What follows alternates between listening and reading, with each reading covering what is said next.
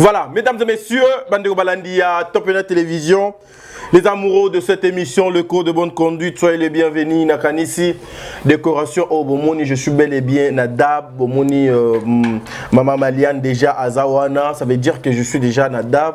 Ils ont annoncé les retours avec force. Il y a Madame Demer, Oyo, tu es belé, senga qui est, Balobi, tonton t'as dit, moi, Mikolo est belé, l'équipe, tout le monde est noté. Lélo, vraiment, je suis venu, Nalouka, Maman Demer, Ezali, Namakambo est belé, il y a solo avec Maman Demer.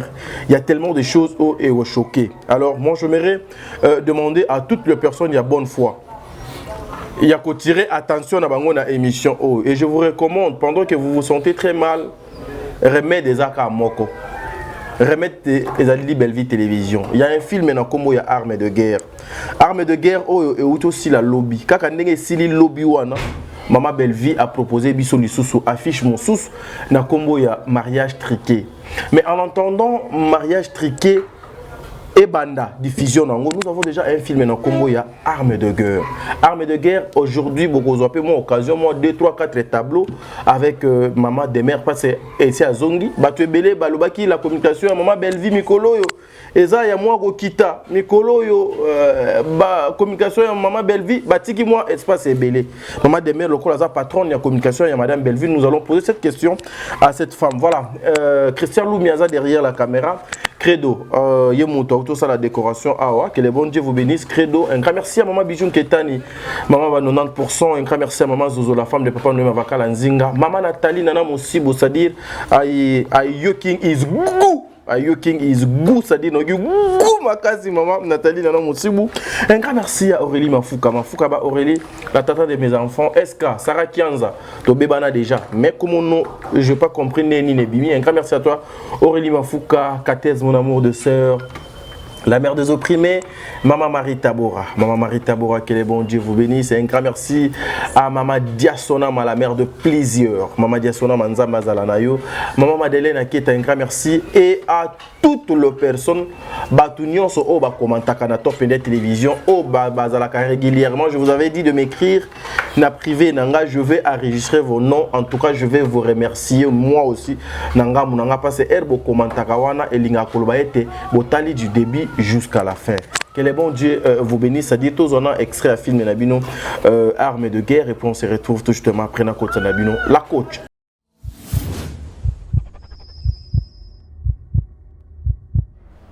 La première des choses, je ne t'aime pas. La deuxième des choses, je regrette de t'avoir comme papa dans ma vie. Et la troisième des choses, s'il y avait possibilité de changer papa, n'a changé aux papa n'a pas dit. Ouais, j'ai compris, merci. Je ne t'aime pas.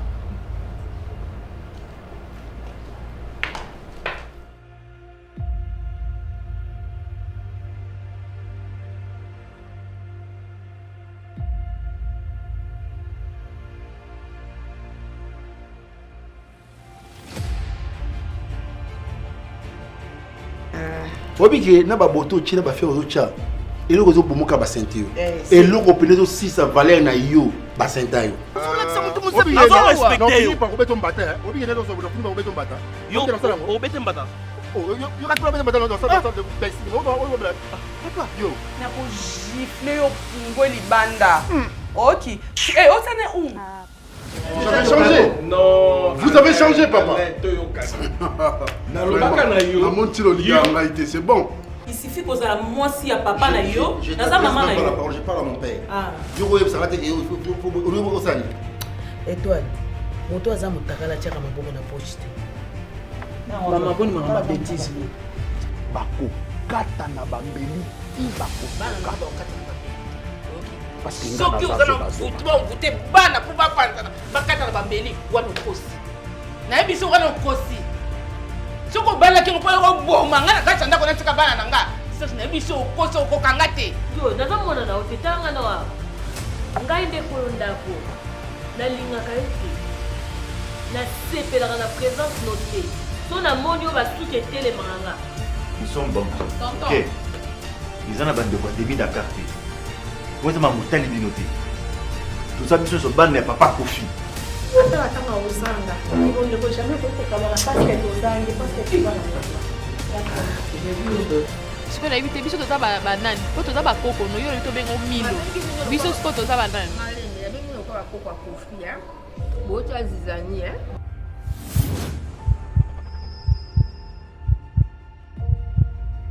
Voilà, mesdames et messieurs, nous sommes de retour sur ce plateau. Christian Loumia, merci pour ce le bonbon que tu venais de nous donner. En tout cas, et ça est quelque chose de bien. Bandeko Balandia, Top Média Télévision, elle est là, la coach Demer. Moukoussa Tak, bonjour. Bonjour Tadingalapa, bonjour Top Média. Bonjour à tous, motemenion so bomankenga mingi boze belé, bolanara biso, bo mesana biso to mesana pena bino. En tout cas, je suis très heureuse d'être de retour et d'être devant vous aujourd'hui. Voilà, j'ai l'équina non dengenin. Oh, wonderful, c'était magnifique, Wonderful, yeah, c'était merveilleux, c'était bien. Dans l'ensemble, la tabakabité, tout royo, monanité, oh, bazazaza occupé, mais en tout cas, une chose est sûre que le voyage s'est bien passé dans l'ensemble par la grâce de Dieu. Pourquoi des mères au Wumélité? Ceux qui étaient en Europe avant vous, n'a pas zongité, mais yo, ozongi moi, n'était moi bango. Zongi depuis vendredi. Je n'ai pas traîné parce que je suis sous contrat avec Majab Gospel pour le concert du pasteur Mike. Ah, ok. Donc, Fernaz a déjà à Kinshasa. J'étais même pas censée me déplacer, mais je quand même. Et puis, dans Zongi Mbangu. Et Nazonga qui vendredi matin. Mais comme j'avais perdu ma valise à l'aéroport, valise à Imona été, le temps a contacté compagnie d'aviation pour nous soigner, on sa réclamation. Et tout ça en aéroport, on va faire réclamation, le temps va l'annuler et tout. Donc voilà, on n'a quand même pas le temps de signaler, retourne. Donc je suis rentrée parce que il y a ça, le concert du pasteur Mike, je suis sous contrat, et puis parce que j'avais des urgences en famille, des urgences très urgentes, et pour que vous ayez fait physiquement pour régler sur place. Très bien. Mais au moins dans l'ensemble, la culture au Burkina qui est accompagnée, dans le Europe, on a accompagné, on a dengue longobani, bien sûr, ça s'est bien passé en tout cas. Fallait faire des très bons concerts. Il y avait du monde, les gens étaient contents, les gens se sont amusés, bonne playlist, bonne prestation, avec franchement beaucoup d'énergie. Et surtout, il y avait l'ambiance, tout était nickel, quoi. Le concert était très bien organisé dans l'ensemble. Le tout premier concert, il y a M. Fali Poupa et Salema Kini Namboka à Lyon. Il y a Lyon, mais, LDLC. Oui, mais il se disait des trucs. Bino bato bozali kuna lokola ba témoin oculaire. Fali atiaka rideau te, Fali a appelé ça Kamwinda, mais cette fois-ci ndeti rideau ezalaki, la présence il y a rideau ezalaki na kati il y a salwana, il y a spectacle Bisikaboni. La culture congolaise était représentée par l'un de ses défenseurs. Effectivement, il y avait des rideaux, comme dans toutes les salles, il y a des rideaux. Les rideaux, ils servent à quelque chose dans une salle, en fait. Il y a les backstage, il y a ce qu'on appelle backstage, les coulisses. Et c'est un rideau, ils sont là pour une bonne barrière. Et dans la plupart des cas, ils ont un rideau, il y a noir. Il y a noir, oui. Parce que le noir, et ça se confond au décor. So on a caméra et dérange à rater. Très bien. Ce sont les rideaux des couleurs et des dérangeables. Très bien. Effectivement, il y avait des rideaux, mais il y avait les rideaux des backstage, il y avait les rideaux des coulisses, donc voilà. Mais les rideaux, cette fois-ci, c'est pour cacher parce que la vie des arts qu'il fallait, ça sold out dans LDLC Arena. La vie des c'est ça. Ça, les tournées étaient oui. Okay. Il y avait des vides. Donc, sur 16 000 places, il a peut-être vendu 13 000, 12 000, 14 000 billets, on dit ça dans ce sens-là. Alors, il n'a pas fait sold out parce que heure à concert, pendant le concert, les billets sont toujours disponibles dans le site. À ça, les sold out, et ces vides, les est visibles dans mon beau. Voilà, mais Demer, est-ce que. D'abord, le bateau qui est rideau, bomba qui place. Ma vie des alas qui montent mon vide. Bisomo au télé, au filmé, au ça, snap, est-ce qu'à vie des abos, mon vide. Voilà, Demer, aujourd'hui, analyse Nini Yokoki Kosala sur peut-être Naloba, le déclin ou bien c'est que nous savons tous que Fally Ipupa lorsque Azo jouait na Europe en tout cas au Combo wana bino bobenga mingi donc ezalaka vraiment d'abord na premier plan mais cette fois-ci ouais yango wana moi difficulté ezalaka donc cette fois-ci et Salemi Bongote vous ne craignez pas que Fally Ipupa aujourd'hui a comme aussi désavoué quelque part par ses fans à cause il y a tout ce qui entoure l'artiste ou bino ba chroniqueur bomema pemeni ya Fally Ipupa ezaneti mutu avant na Kinshasa Kinshasa to na stade des martyrs to na showbuzz to na Al de la Gombe etc so mutu akebeta na Kasai mutu atiki Kinshasa po akebeta na Kasai tano distance à Kasai. Ce que va tondité na Kasai, à sali sold out na Kasai, mais tu quand même 80% ou 85%. Bien au bien en déclin. C'est quoi le rapport? Fallait petit concerne à Paris, fallait petit concerne à province. Et si les heures de route pendant Komawana. Mais la province, bah tu bazala rakuna. Oui, on a plus exemple à Kasai. Bon à Kasai va bazarate. Baza. Si quoi? Baptiste comme ça, son billet à se déplacer à un concert. On a pris exemple à Lyon et à Provence. Il y a distance, il y a musique aussi de partout dans le monde. Mais balandé dans concert, dans Provence. Vérifier dans tout dans la France. Et ça, un artiste mon côté. Au Aya Nakamura, au Nino, au Mat Pokora, au Nandaju, ne va pas dans la poto wana. Ba beta concert dans la salle wana na province, ba salle sold out. Ils ont existé. Na province, les musiciens, les artistes, les sold out. Les musiciens, les artistes des souches, les 100% français, les lingaku kobeta ba concert na province. Fallait aussi tourner d'Europe parce que il faudrait habiter à Stade de France. Alors pour ça, il faut les Canada province, on a les alertes, les alertes parce que dans 2025 Stade de France c'est ça. Très bien.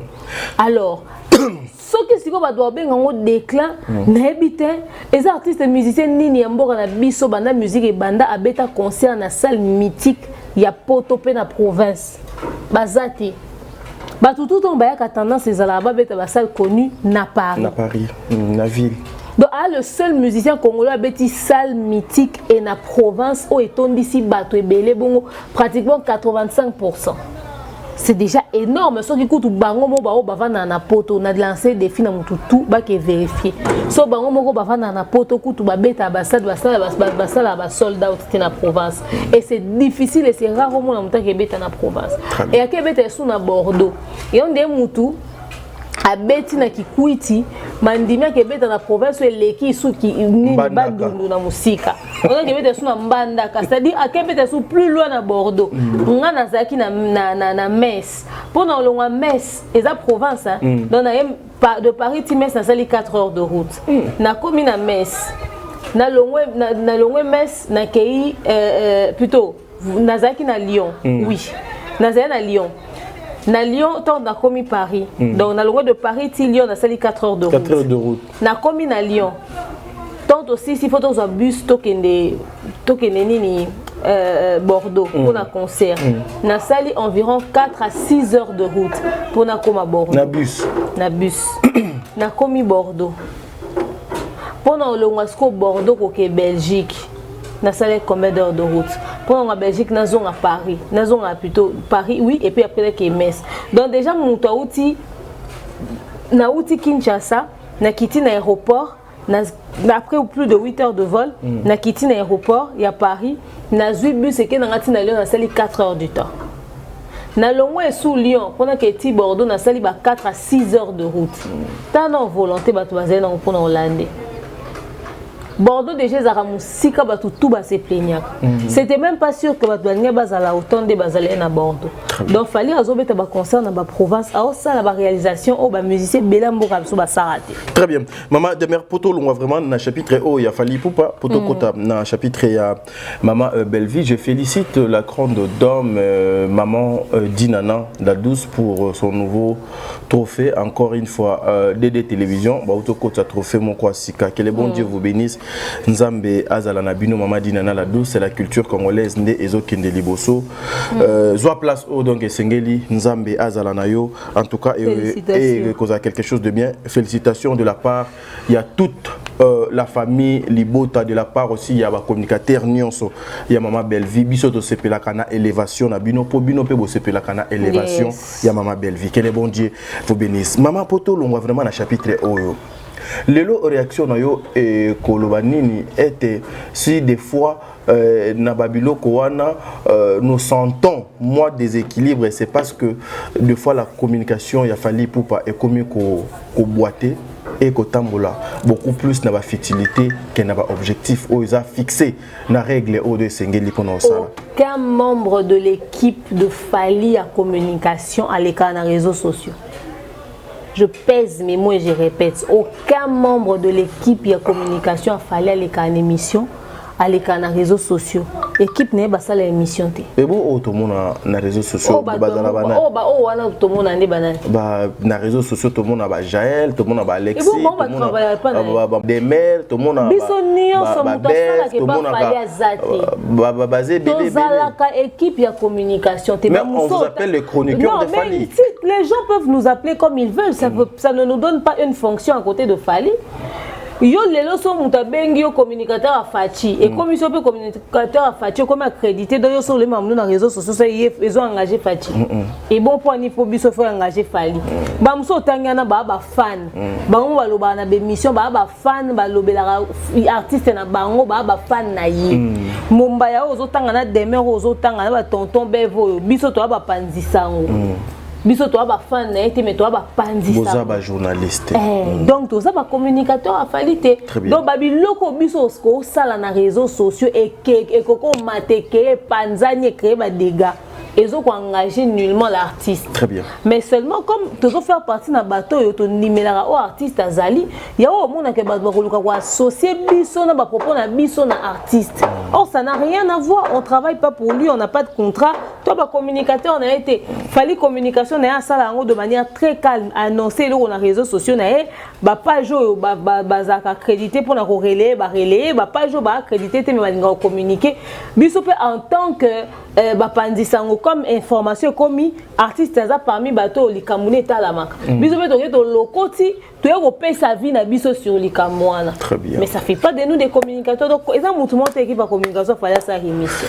Très bien. Voilà, mesdames et messieurs, je pense qui entre parenthèses pendant Lukaya Koyeba comment le voyage de madame de mère et Salema qui c'était un voyage très professionnel à Zongele Bisona Kinshasa. Voilà pourquoi Tozali Naye Awa.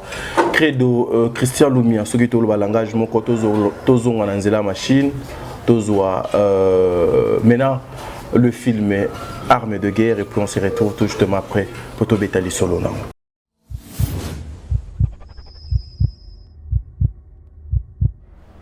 La première des choses, je ne t'aime pas. La deuxième des choses, je regrette de t'avoir comme papa dans ma vie. Et la troisième des choses, s'il y avait possibilité à changer papa, n'a changé aux papa n'a pas. Ouais, j'ai compris, merci. Je t'aime pas.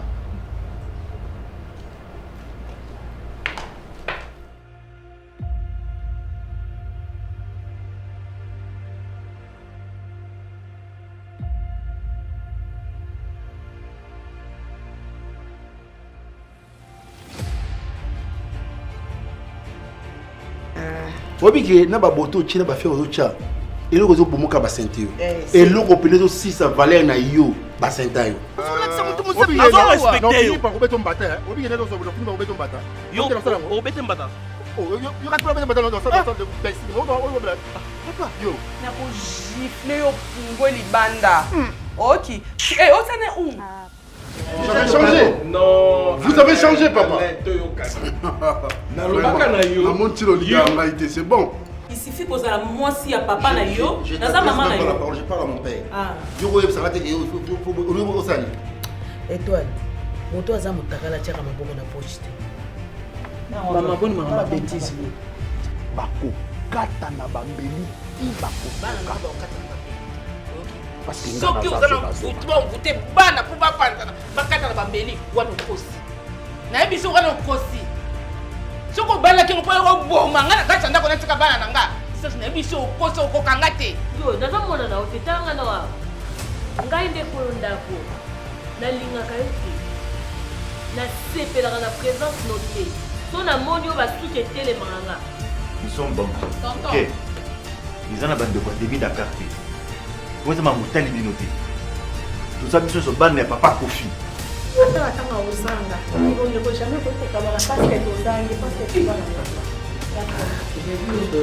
Siko na ibite biso toza banani po toza bakoko no yo to bengo milo biso siko toza banani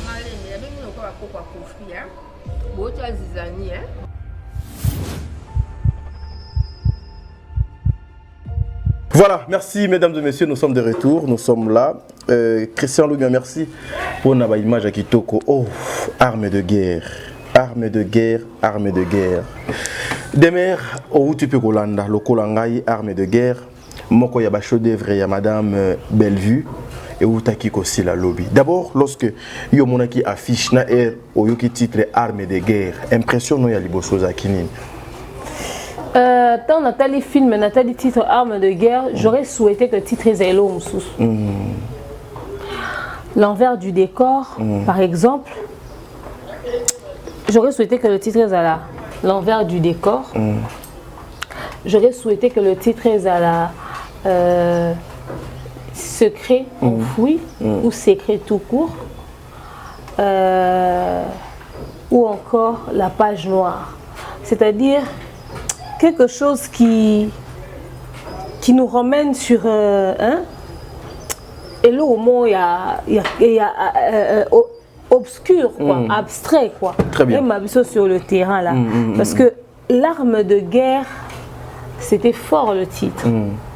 Mais maintenant, quand j'entre dans le creux de l'histoire, la profondeur de l'histoire me pousse à dire qu'il fallait que le titre soit armes sous. Parce que l'histoire était pire que le titre arme de guerre. L'histoire était pire que ça.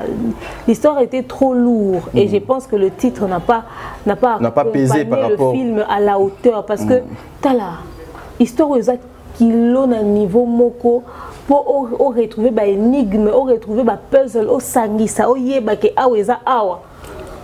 Mais il faut là oza muto fuyara musika. De fois que pendant l'épisode on est comme pour imaginer au fait. Alors je pense que armes de guerre même c'était petit quoi. Fallait un titre un peu plus profond. Par rapport aux attentes, il y a public par rapport à titre et le la titre Maman des mères. Les gens croyaient voir, pensaient voir Bamindou qui est Zobeta Manakat. Le niveau, il y a réflexion, il y a conceptrice, il y a histoire. Selon vous, pensez-vous que c'était une façon ou bien manière Mokoboui, il y a Kobombe la bateau, secret Oyo et Kobeta Nasuka Lokola Mindou qui Obeta Makanaguer? Au fait, vous devez savoir, les gens doivent savoir que là, une arme n'est pas forcément arme de feu. De feu, très bien. Parce que des fois, on va appeler arme blanche. Arme blanche, arme blanche, cause embellie, toni, tu vois. Ok. Et puis, il y a une expression qui dit que Babouni na bituma mais a utilisé ba arme non conventionnelle. Non conventionnelle. C'est-à-dire boyo kanaki ke na bituma to bunda ba mbeli o misi mabanga. Donc utiliser autre chose. Très bien. Donc quand les gens ont vu armes de guerre, dans une guerre on n'y va pas seulement avec les armes à feu. OK, ba arme cause à les belé mbeli total ba film moi mon mbeli moi bimi machette moi bimi et là au moins bimi. Donc voilà et puis vous devez savoir que les paroles peuvent être une arme fatale aussi. Oui. Malobeko détruire Kolega Mundu. Tu vois. Donc c'est un peu. Et les actions aussi que nous avons vues dans Katia voilà. Les actions que nous avons vues, les actes qui ont été posés, au fait, ils ont ramené Bissona. Parce qu'il y avait une guerre, au fait. Il y a une guerre qui se faisait sans que les gens sachent qu'ils sont en guerre. Ah, donc en guerre, très bien. Dans la famille à Papa Kofi, ils étaient en guerre sans que Bayeba. Très bien. Ok. Na famille à Léa, na Papa Serge, Bayeba qui est en guerre. Mais Léa ne réalisait pas que la guerre est au-dessus, il y a Oya qu'on imaginer. Très bien. Elle a limité la guerre qu'il y avait dans leur famille à niveau ya Bananae ou à Bota Liboso. Très bien. Mais Ami Balende Baoyo Kanate. Or, Serge portait un lourd secret qui allait ouvrir encore une autre porte à problème. Ok. Et chez les Bellevues aussi, la guerre se limitait entre Papa Lianza, na maman Marie-Hélène pour baoyo kanaté pour boti et puis entre Bellevue et Naomi a diminué à grande sœur Naï. La guerre se limitait à ce niveau-là. Mais la guerre, la vraie guerre, face à quoi Bazaki qu'on se battre réellement pour que conserver ndakuna bango na luxo ba comme ko vana nango ce pourquoi Bazaki qu'on se battre nzoke ezalaki secret au Vilia Bomena sa pantalon. Très bien. Voilà, mais aujourd'hui... Des fois, on est en guerre, en fait, on ne sait pas contre quoi on se bat. Ah oui, hein. Yangope balobakake. La vie est un combat. Biso to vanda na réseau sociaux, moi muta finga kayo, omi tuna yenanga to za na guerre, mais guerre ango ezala nini en fait. Or yenanga mune kuna ade na eloko mo boye de ces côtés de na mutu. Tu vois, yonanga muno koto peut-être tu sais pas contre quoi tu te bats au fait. Maintenant on doit ko répliquer, on na ba réplique musu na ba conflit mususu. Au moins que réplique na yo est pesé par rapport à batako ya au peso parce que tu sais pas contre quoi tu te bats.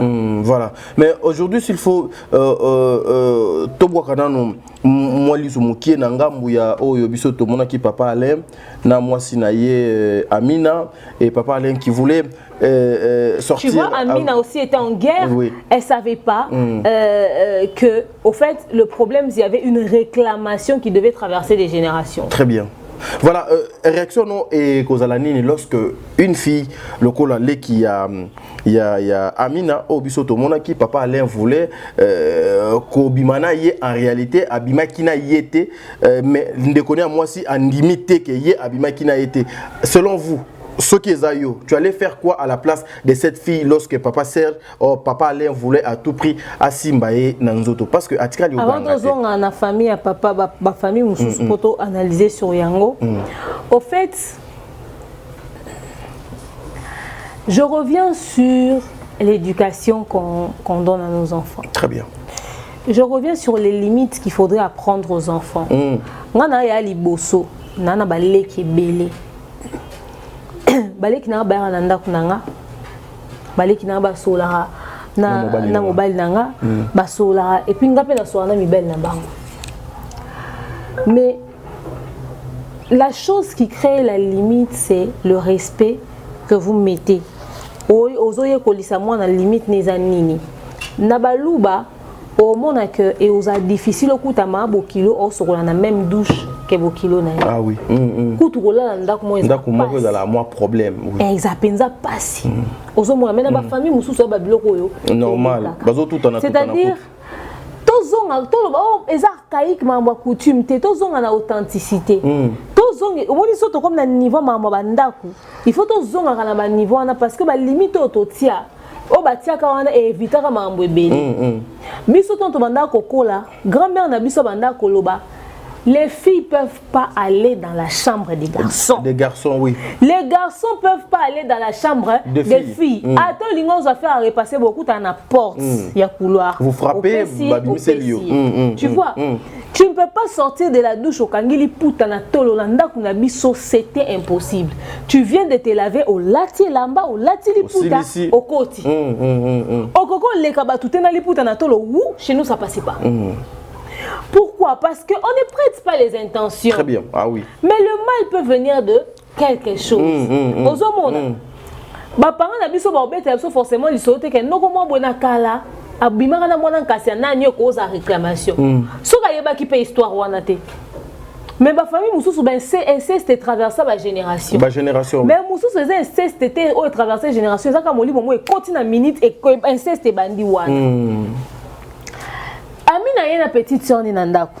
Amina sa petite sœur na eboy. Oyo beau-frère na yo bozane bien bo sololaka. Mon petou na kaye papa olié, papa salibo etc. S'occuper na yé. S'occuper na yé. Attention. C'est pas son travail. C'est pas son travail. Tolobite ke ba sololaka te. Tolobite ka s'intéresser na été. Mais il y a une limite qu'ils doivent avoir dans leur communication. Pour imposer kaka respect. Le respect, oui. Aux hommes. Petite sœur, il y a Amina. On va dans nanda kwa ya na yo.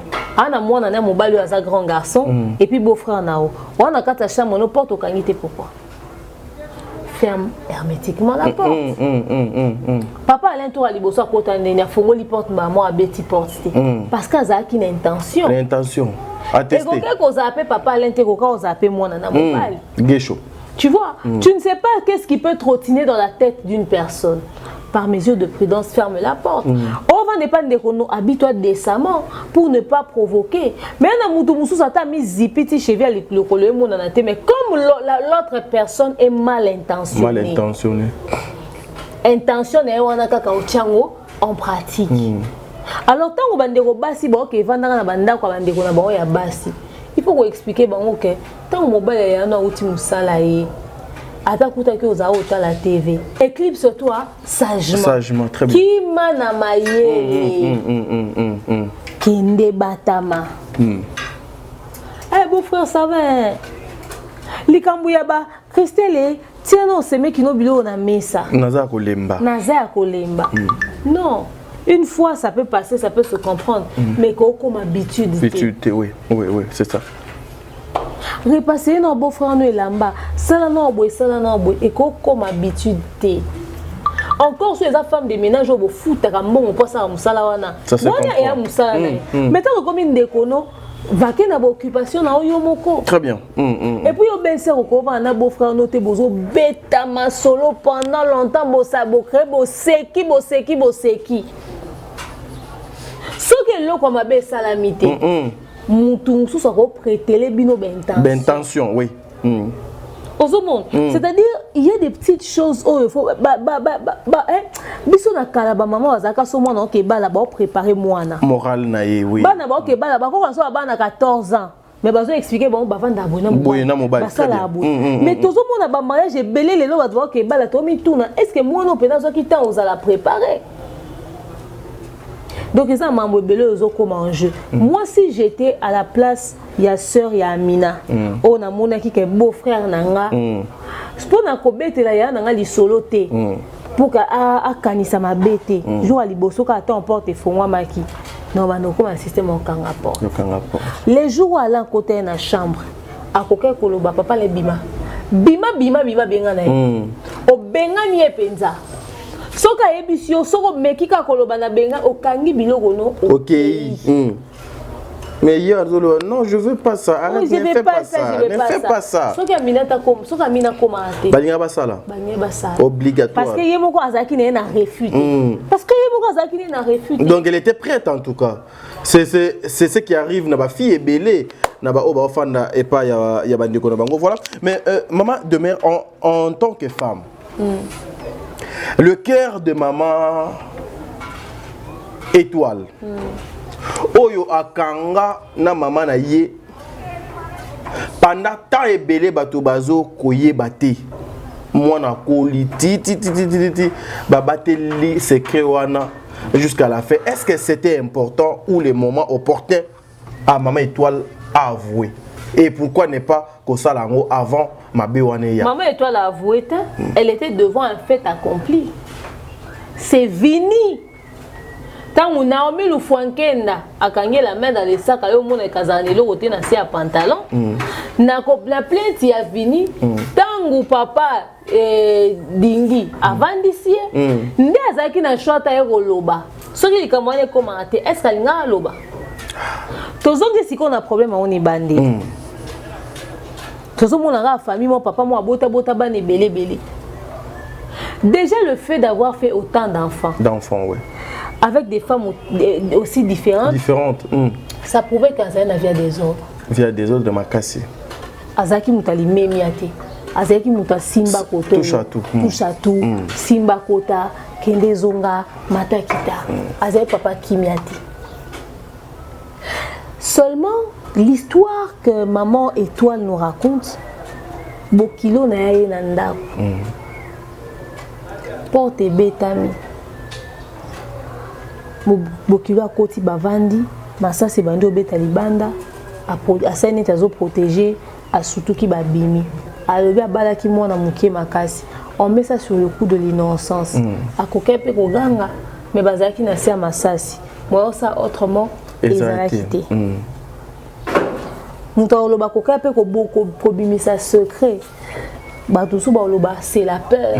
Peur de ça qui que à l'obati. Vous savez, des fois, comme il a habité son avion dans la situation, trop difficile. Plan B dans Ouezalaki, c'est-à-dire, envers il y a des corps, automoné l'homme sous. Mais, de l'autre côté, réalité, c'est un sous. Moussous, oui. Oui, na minute on est na boy. Na minute incendie bandi. Dès to bandi boy moto epela. Moto epela la awa. OK? Est-ce que pour non kima, non bossa na ke moto epela awa ke ato na porte à couloir? Oui. Na agitation zalaka. C'est-à-dire na bossa na ke awa to na porte à couloir. Question na bimi na couloir na compte na bureau bev to na bureau mobutu, na bimi na na fenêtre na petit escalier. Na sauter na. Mais le col na zo banga, na bossa téléphone na yo sauter ana buka likona se. Okufipe.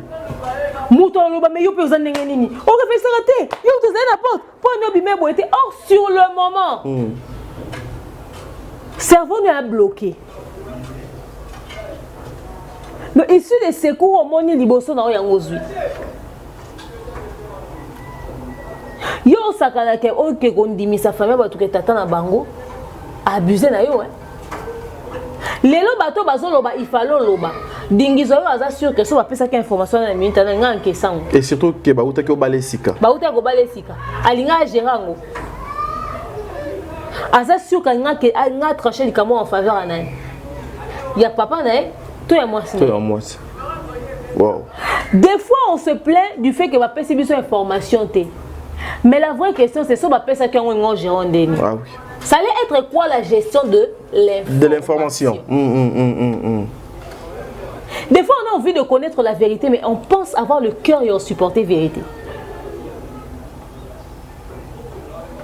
On pense avoir le cœur et on supporte la vérité. Très bien. Et il y en a moi si Moussoussou, on a besoin de rassurer que mobile non trompé été. Et on a un téléphone à mobile. Oh Lucanini, on confirme que vous trompé ou on confirme que vous trompé ou les lots si qu'on sort au moni que a trompé au gérant de la gestion de l'information. Au bébé news. Tu vois? Il y a un adage qui dit que le secret est un cancer pour la famille. Cancer est un malade du lié à nous autres malais. Oui. Et secret ou un des acquis pénal le cancer. Pour titre film rose appelé le cancer ou encore le secret cancéreux. Il y a famille. Parce que loko oyo maman et toi la bombi. Plus et ou meli nangonga. Plus et détruire ma casse. Parce que cancer so ba détecter on a stade avance il y a bandeli. Avec comme benana. Avec comme ma casse. Ba na capacité à sauver. Très bien. Mais ce que c'est lié nzoto. Romo zaka data liwa. Ba remonta le lo mikolo. Ya ngozo mona que ce qui est information que papa Bokilo abusera na.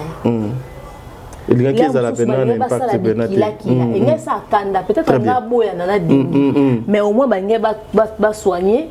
Nani vini. Ba ngeba ke na mboka ba sali bikila kila ba lokela ngo solution ba kotinda ta vini na poto. Très bien.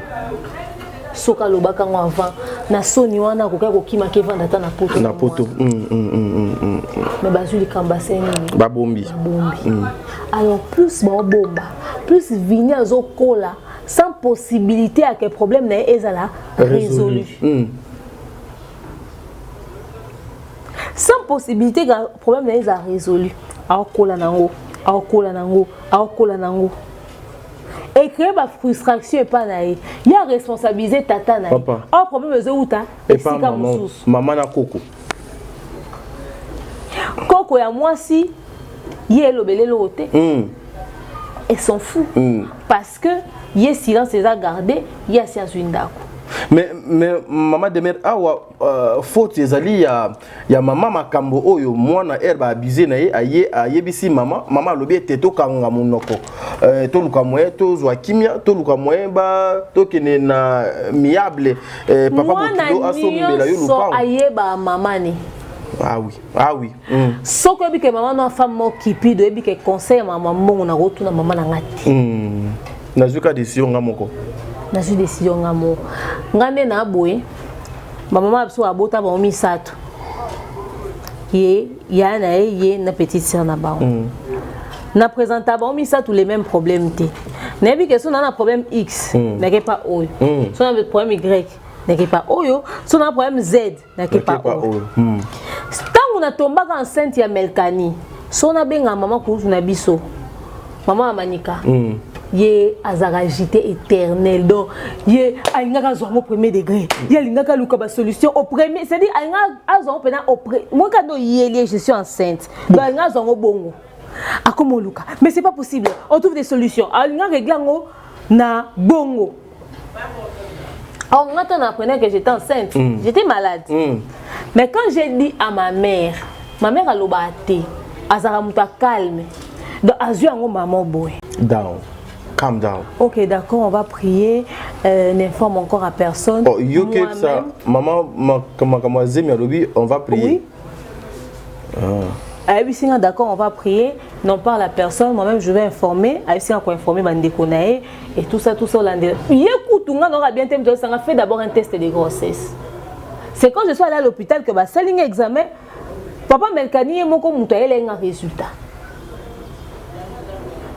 Le médecin dit que tu es enceinte. Au monde. Quand on a eu sa petite sœur na bango ya suka. Maman, na komi koko, ça faut te voir moi si wakande nanga. Tu vois que j'ai 3 personnes qui n'ont pas du tout la même réaction. Mutu na mutu azo information traité on na ndenge na ye. Donc ya suka ya zepe azando ya Melkani. OK. Ya suka ya zoze la kaka balobane et à moi si pour andoi ya Melkani maman biso sezaki asambela na bota dans les bonnes conditions aboti biso belete na fille unique na e aboti na garçon moko donc e pona e kutu ba baxelende mutu na femme moko domera voilà maman kutu biso tanga kei kota la maman na biso ba kutani maman tu sais que ta fille enceinte à lobby yango alimwa kiti azomona na soute nazo luka nazomona te donc azalaki donc au moins si qu'on a minute wana information et comment déjà bien traité qui canalisé différemment et c'est elle maman kuta sonda comment ko otala nga l'hôpital son na beli tina ndenge na boti et tout ça l'information était traitée de manière différente. C'est-à-dire, on a pris l'information, on a tamisé, on a géré. De fois, on présenter problème nanani. Et puis, on conseil nini. Très bien. Ah oui. Parce que tout ça, mon aka, aza maman, tout le baka vérité, t'as dit. Ba maman na biso nion surtout te batanga, le kuta mabe. Ba biso toyebi que à l'époque, ba grand-mère na biso zalaki, moi na 15 ans ba ke obalaye. Azuku même pas diplôme. Diplôme, oui. C'est-à-dire si on s'accroche dans ma belle boue, bah on bala déjà que na libala. On développer intelligence et qui bon maman et tout ça moi ça. Combien de ban il y a pas comme on se base on peut ça maman ça bah aider bon à devoir. Ils ont dit que papa n'a pas quoi. Toi bah oui, c'est ça. Aux monde. Alors qui te dit que ta mère aura forcément la sagesse qu'il faut pour te donner des bonnes orientations. Des fois mieux beaucoup que le kata ma pasteur mo boue. O kata mo sena nzambo le kata mo to libanda. Aux monde. Mais ça na maman mususu yo mone maman pesa ko conseil bien même ko ali kambo abimi c'est le botu ya likambu omi tuni oh maman na nga kaka na po neti étoile. Tant que ça y a top. Que maman bon top à ça du matin. Maman a biso au wapi. Parce qu'il y a une autre image. Maman très bien. Aïba qui l'envers du décor. Aïba qui l'autre facette ya maman na bangoti. Aux hommes. Et y a pelé musu sorta la fierté. Surtout ceux qui ont to boko libana na famille tata bazaye musika moi ka soki famille tata yo ki likambo babangane na échouer na éducation. Donc na couvrir information. Peut-être qu'il y a ça là qui a pour y abima maman ma bête. Mais créer des répercussions. Très bien. Ah oui. Il y a une information ba géraka. Mais il y a une information ba gérer. Ba gérer oui. Neti likambutango comme derrière inceste bobo lo bango noki pe bomaka. E bomaka batu bako kufa.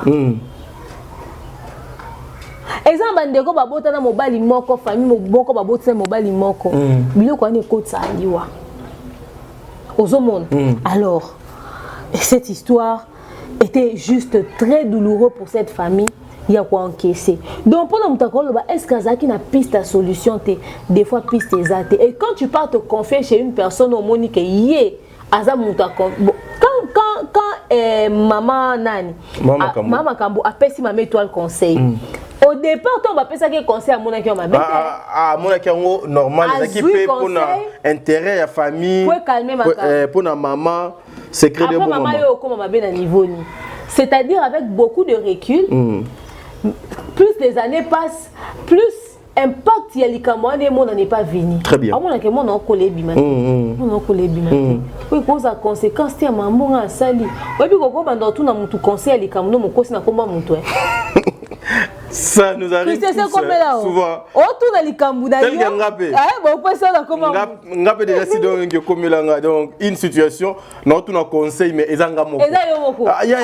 Masala moko azabu. Or ngasiko no kwana docteur azopesa nga explication katinanga non ba Seigneur.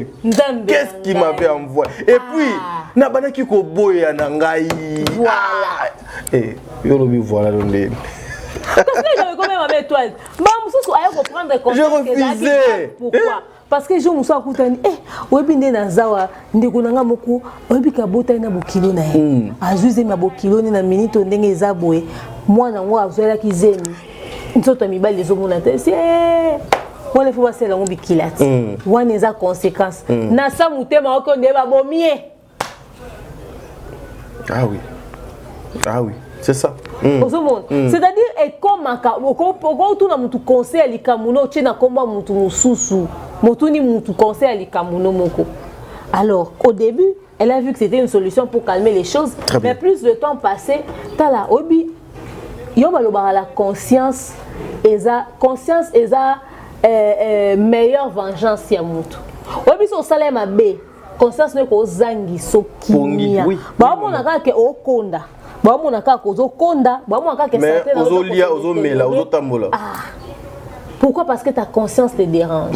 Si après autant d'années, vinya komi tata mobiba. Yako monaki tant vinya na ndako modèle étoile à yamba nani Naomi tant vinya ki na Naomi. Parce que omona moi so andimi moi nanga. Donc pona ye akanisa ki ke non Naomi ababa komanda ko déjà si ba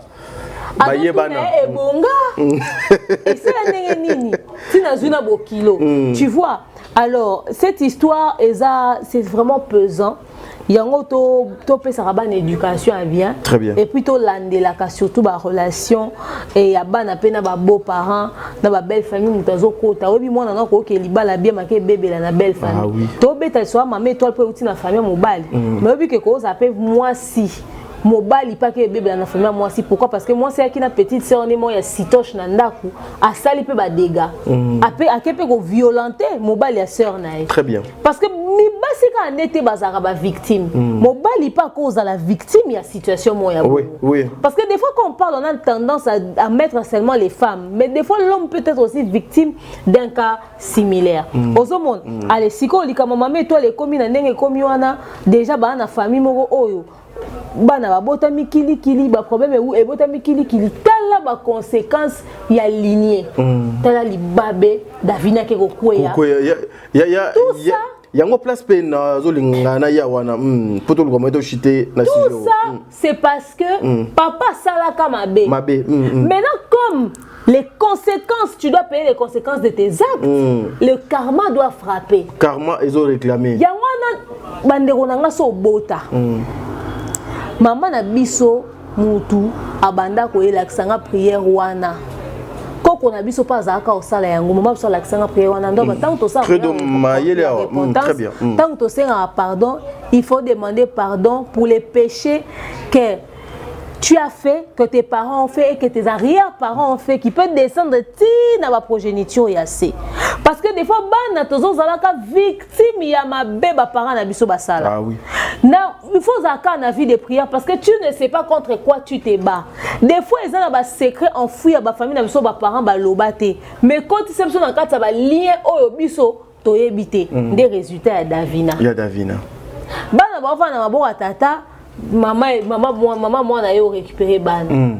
comme famille on faut ka bana bazala ake ovanda kuna ta ake kota na kati ya combat mususu soki Davina te papa Serge nga rencontrer moi nete alina ka rencontrer parce que soki tanga mec ba monana en tout occasion il se présenter ba monana tu vois occasion il se présenter ka ba monana pour ni faire zaka Davina canal parce que il fallait qu'elle frapper et puis là pourquoi Karma on est fait qu'elle frapper papa Kofi so les qui Davina te ngezo Kenny donc quelqu'un qui est raté et nga qui raté te tanga maki que Karma yo to des fois bilom c'est comme la option na vie za bisoté ah oui donc Kenny Davina Kenny oh là il fallait kaka likambo bongo salama et papa Serge je crois atambola mabe il fallait pe kaka moi nana ke ko troubler sous famille mususu bazala sous na ba problème pour abombela les yanda yake pour yebe a troubler famille pour éviter ndenge ni tanga wanga na kazemi oh mama ani a vivant na famille na mobile surtout koza na zemi mobile awangani ba famille na biso africaine oyo batu ba chola batu ba seka yo batu ba loba okoma la risée de tous ça doit être difficile pour elle très bien alors yango papa Serge conséquence nango tala mwana ke se retrouver à ke troubler sous famille donc pendant moi que quand même fait que beta so ezaki Davina te ngezaki très bien sikoyo tala mwana na mobali fils aîné akepa ke ko bebisa famille aba et puis abani peut déjà ko détruire aux monde abani peut déjà ko détruire tala acte ya pour ça ce qui a passé à l'acte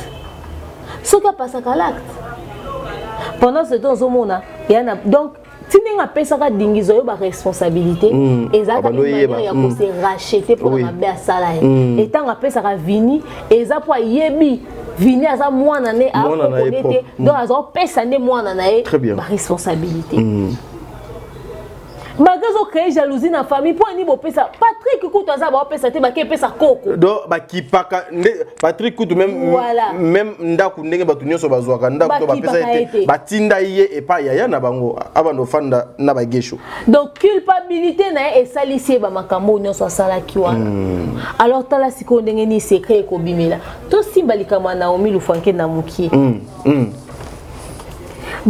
omoni banebele bana ba conflit na famille à cause du comportement ya ba parents. Il y a ba parents, oui. Ça c'est très important, oui. Banebele bana ba guerre d'esprit à cause du comportement ba parents. Yo soki parents la kisi mwana moko que yo lingi ye koleka mususu parce que ozolanda soit d'intérêt na ou pas et ko créer ba climat de froideur.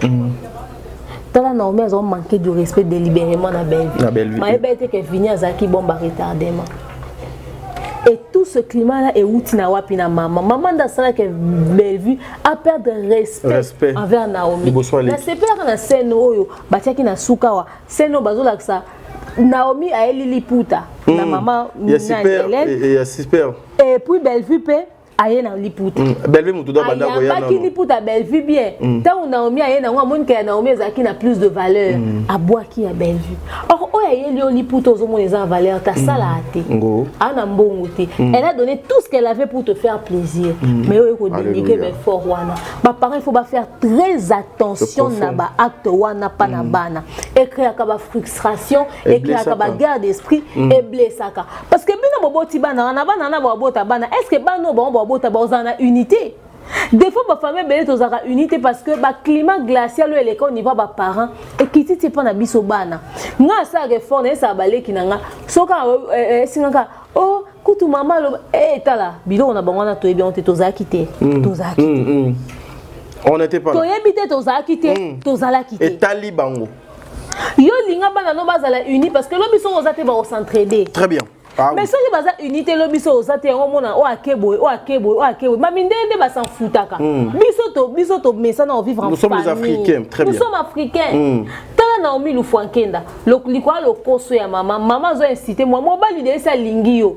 Akeko perdre wa za na pour na cupidité. Mon bal est à lingio. C'est vrai que fa ki ga yeba, mais tout à linga pe ka yeba. Mon bal est à lingio. Yozo lukaka ko bota na ye mwana. Pour continuer ko bénéficier na ba avantage. Maman zo tia pression azwaka zemi vini. Oh maman mo boye mutu ya intérêt. En voulant trop gagner. Donc on a kaka intérêt na ye au point où tina mwana mobali ya balité. On linga même pas conseil à libalo ya ezopesa. Mwana mobali ya balité asala tout ba bima na ye.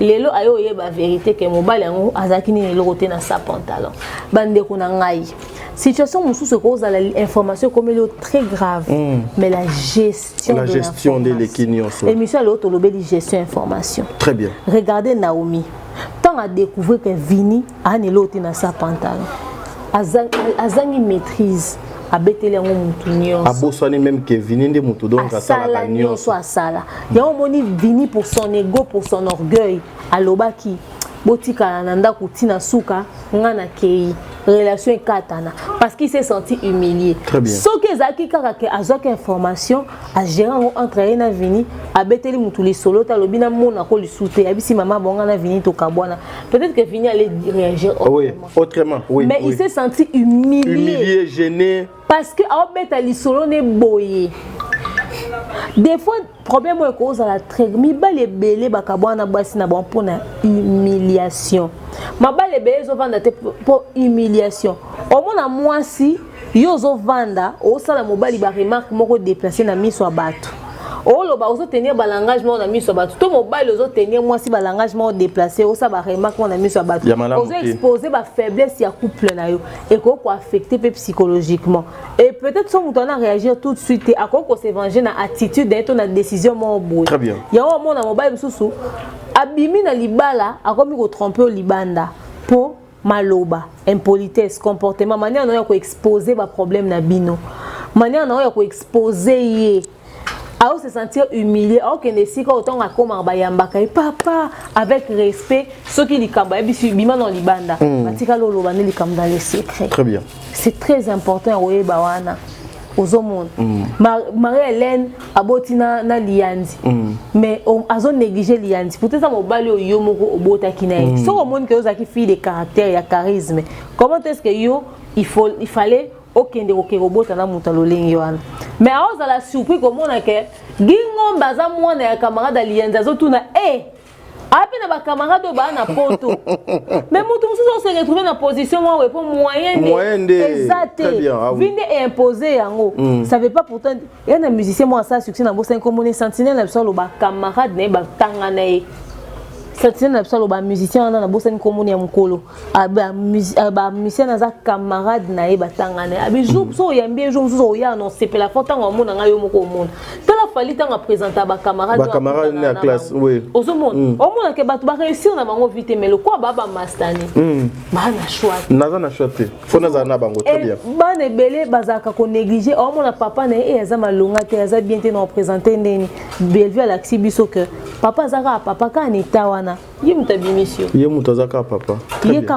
papa il faut qu'on respecte au fait film exactement na ba fenêtre na ba leçon tirer belé saute vendele ngwa ya mais boye baraka il y a la gestion de l'information il y a la gestion il y a la gestion du secret qu'est-ce qu'on doit garder qu'est-ce qu'on ne doit pas garder très bien au monde ne ezaboué na bimé na kemba au supermarché na zongi na kosi ke nazaleka na bureau information bon ko garder et attends na dégâts surtout ceux qui tant au supermarché au salaire ne loté au sombe ke loko au zongi mais ceux qui tant au kenda ki supermarché au gutana ki na ex na yo akabeli yombo afuti magasin bokutani bopesani na mwa bisou moi bipopo oyebite mutakanga ki photo mutaganga ki photo te na internet alo ndenge koma na ba téléphone tango kaka batindeli photo ba yebiso tala to mona ke na supermarché na télé gestion il y a information très bien. Merci mesdames et messieurs, on a au troisième partie des mères vraiment accordé maintenant 5 minutes pour Kabwana. 15h déjà. Bandeko Balandi a émission c'est cette question beaucoup de personnes va poser qui est Bellevue. Tant oyo azwakango ndengeni comment une personne a ko réfléchir pendant plus de 300 minutes pour faire un film. Il y a 17 épisodes. Donc c'est pas facile. En tout cas, Nzambe a continué combattre là. Mais cette question est concernée justement vous la patronne. Il y a communication, il y a Madame Bellevue.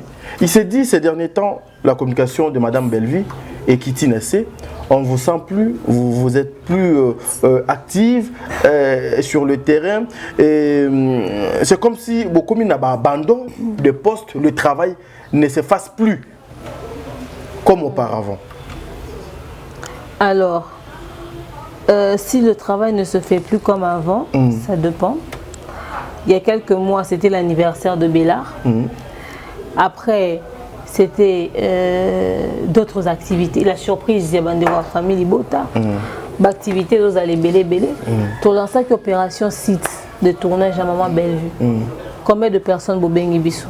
À part Maman et Tchel Ngoma. Et belé va bengité pour la opération site à tournage. So hôtel na ba émission na biso. Toloba bato balanda ba live na ba yo kandene lo ba bokekuta ba film na Bellevue TV bokita ba film bato balanda biso. Très bien. Ba kuta ngo na ba chaîne na biso toloba toujours.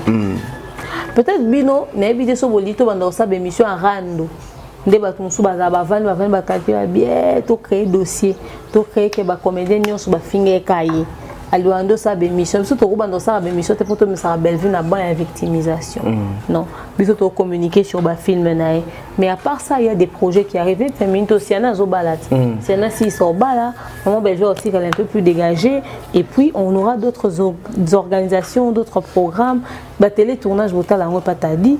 Donc vous continuez que bota la kuna, mon don ta tuner pour une télé tournage té. Au fait na tira té pour ngaté mon na filmer. Mais si on a ligne na cause on peut pas t'aider. Je peux commencer à mettre ça.